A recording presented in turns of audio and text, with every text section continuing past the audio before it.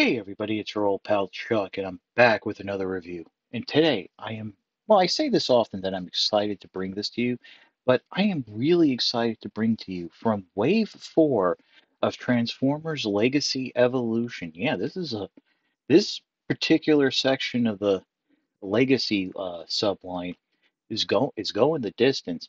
This is the deluxe class Detritus. Det, no, detritus. Detritus. I put an extra U and it's detritus. For 20 years, I was pronouncing that wrong. Now, let me explain what we're doing here. I got this figure. In fact, I got the whole wave of deluxes from commandstore.com. Came in a factory sealed case that had tape on it that it was not to be opened until August 1st. Obviously, I did not do that. I opened it sooner because I can. And right now, in terms of domestic North American stock, I believe Command Store is the only place that has the Wave 4 Deluxes in stock for shipping. On August 1st, as of this recording, it's August 2nd, uh, the pre orders for the Deluxes, Core Class, Voyagers did go up for pre order on Amazon, Big Bag, Toy Store, and other retailers. But that release date is for October. So if you want to get the deluxes now, Command Store is going to be your best shot. Something else to note is that all the figures in Wave 4 are either straight reprints like Detritus or repaint retools of pre-existing figures. Technically, there are no new molds. I say technically because Detritus is the first time we are experiencing what we will believe to be the Studio Series 86 Hound mold. This is not the first time we're getting the accessories, as they were released in the Toxitron Collection G2 Jazz, but this is the first time we're taking a look at the Studio Series 86 Hound. That's a figure that was revealed over a year ago and has yet to be officially announced by Hasbro. I'm sure, like me, you've heard rumors and stories about what's going on with it, and you might be wondering why we're getting the repaint before the actual release. I don't know if that's intentional. If it is, it's because Hasbro wants to squeeze out as much money as they can from the mold.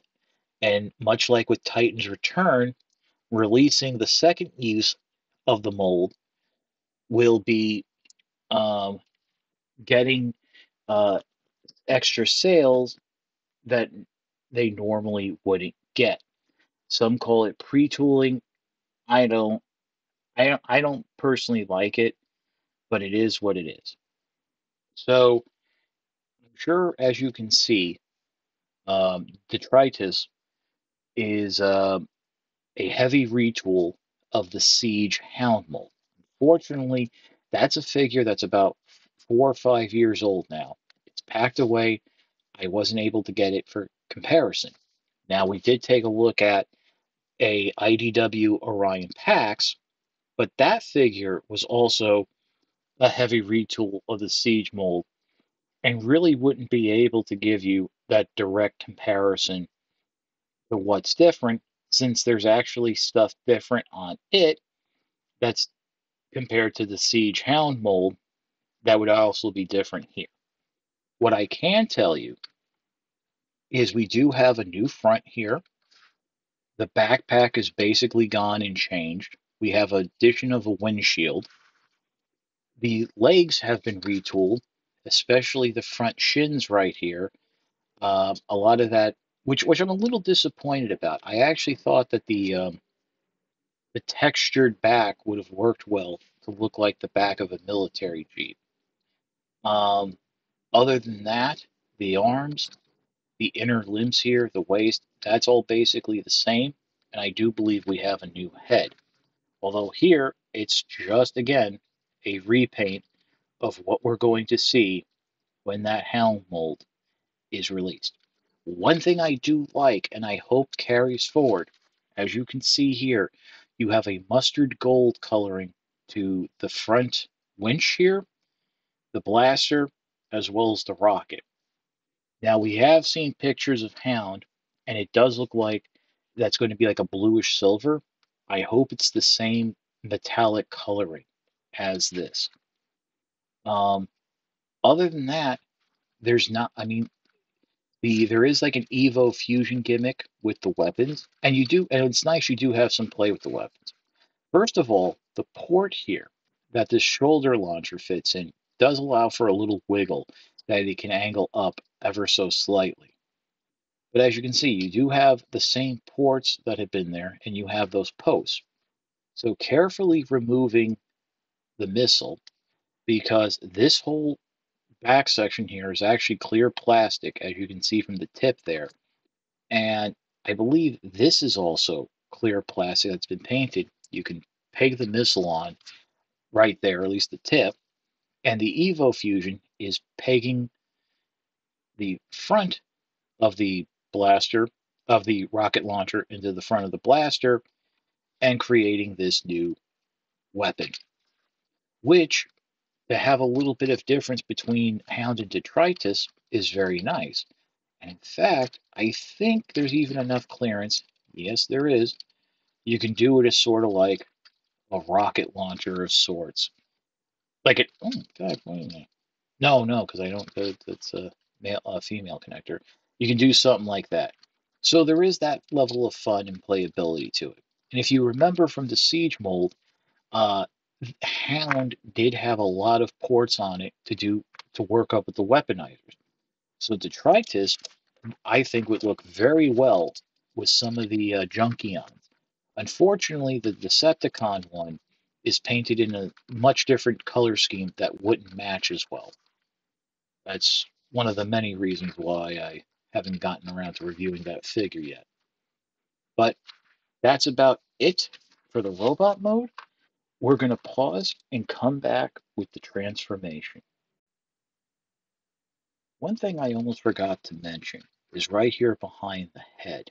And I don't remember if this was on Hound or not, but this little head flap, which is actually kind of iconic to Hound, that actually can go back a little bit further, giving you a little more clearance to get in there and turn the head. Also, if I'm not mistaken, and I very well could be, this is the first time since the original e-hobby release that Detritus has gotten a toy. That original mold, that original release, which created the character, um, was a repaint of the then re-released Hound mold in the book box reissues. Also, pay attention. You have an Autobot logo here, the Decepticon logo on the back. I think that's kind of cool since Detritus is a Junkion mercenary, although they tend to lean more towards the Decepticon side. Transformation is basically the same as Siege Hound. So the first thing you want to do is open up these arms a little. This will free up the chest that you can flip it up. Next, what you want to do is come up behind and flip up the windshield, peg it into place, and then just bring the head up, the chest up. And that will close the panels like so. Next, come in and then bring the arms in, and they will naturally angle upwards just like so. At this point, you can go ahead and rotate the arms at the bicep so the elbows face down. Now, the instructions show you to fold these down and have them sitting flush against the torso now. I would wait since they do peg in to parts of the car mode here. Now, speaking of the car mode, let's spread the legs, lift these panels out, and if this transformation looks a little familiar, we kind of just saw something very similar to Studio Series 86 Brawn. And I've been noticing lately that Hasbro has been reusing various transformation steps, which, if it ain't broke, don't fix it. Go ahead bend the knees up slightly. And when you get to about this point, this is where I would recommend pegging the legs together.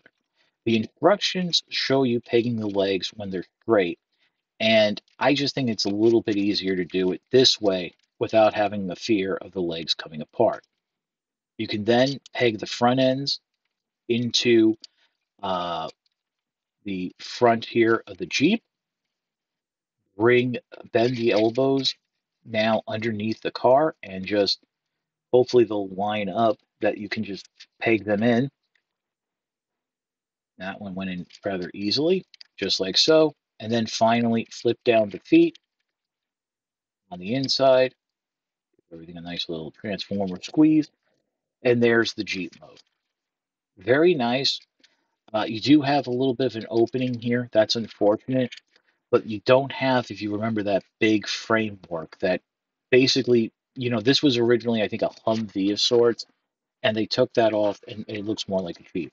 Now you can just go ahead on the back here, peg the weapons in, sort of representing, if you remember the original animation mold in G1 toy, had that stationary cannon in place.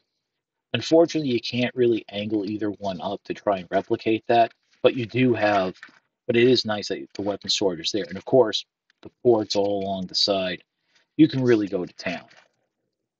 The Jeep rolls very nicely. I will say that I am a little disappointed, talking of the accessories, that the original rifle and ammo drum that the Siege Hound figure came with wasn't included. I think with the increased price point from Siege till now, and as an incentive, would have been nice to include with Detritus, since it would have added a little more variety to the character as opposed to, um, you know, and separating it from Hound. But that's just me. And, since I really do enjoy this mold, we're going to go ahead and do the transformation back. So remove the weapons, come inside here, and yeah, I always have a little bit of a problem flipping these feet up just because it's my fat fingers. But do that, unstraighten the arms out, unpeg them from those little tabs right there. Come in the front, separate it just like so. Start to flip the back open. Might as well separate it since it's going to do that naturally. And then you can flip the legs up. There's a slot right there on the inside of the wheel well that will go into a little tab section right there. Do that on both sides. Mhm. Flip the foot down. Nice wide feet, by the way. Again, this is all stuff that's carryovers from that original Allen mold that I actually think made it pretty good. Come in underneath, rotate the arms around, and then just fold them out. Do it again, just like so. Remember, you want to give it yourself a little extra space to be able to fold the chest down, and then go ahead and just peg that into place. Bring the windshield down, bring that panel back, and there you have detritus. And yes, every time I say that, I have to read it off the box to make sure I'm saying it right. Back in its robot mode. Let's add the shoulder cannon. Let's add the little blaster. Yeah, I think we all know the story about Hound's blaster, that due to the animators not understanding that the toy box, the toy drawing, was in a 3/4 display, they thought the rifle was actually a small handgun because it was seen from like this angle as opposed to off to the side. But it's always been a nice little inclusion with Hound, and it's nice to see here with Detritus. So that's about it for the figure. Let's pause and come back with my final thoughts. I think, to be fair, there is something I have to say right off the bat, and that's the question of, If I had gotten Studio Series 86 Hound, or what we believe to be part of the Studio Series 86 line, first, would I have bought Detritus? And the answer is yes and no. If the only way to get the Wave 4 figures affordably was to get them as a set as I did, then yes, I would get Detritus just because getting this figure is a little bit cheaper. It means getting the other figures a little bit cheaper in the set because some online retailers, when pricing out a set, will price the more desirable figures higher than the least desirable ones. And seeing as how Detritus really only has a history as a Japanese e-hobby exclusive, it might be a little bit harder of a sale, especially since we know Hound is coming. If I was able to get those other figures at a the other three figures in the wave at a more affordable price, then I probably would pass on Detritus, since there's really nothing new here to make it stand out from a hound that's in a sand colors with gold weapons. The mold is excellent. It's just I have no real attachment to the character. So, with that being said, in terms of a recommendation, if you want to experience the Studio Series 86 Hound mold, and as of this recording, we don't know when that is coming. And there's a very good chance this might be the only way to experience that mold.